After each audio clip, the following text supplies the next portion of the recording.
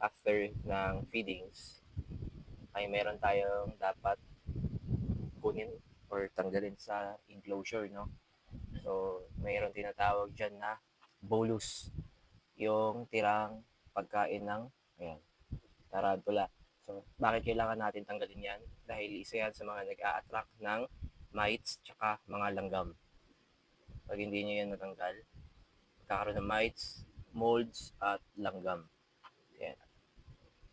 So, although meron naman tayong springtails na kumakain yan, pero mas okay yung tayo na rin ang magtanggal. Tapos yung hindi natin nakikita, bahala na yung mga springtails ang magtanggal.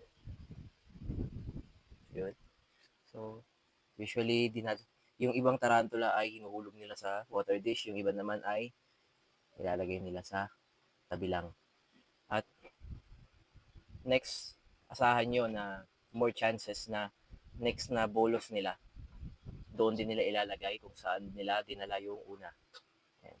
So, kung dito natin nakuha, next time, dyan din natin makukuha yun. So, yun lang. Happy keeping. Bye.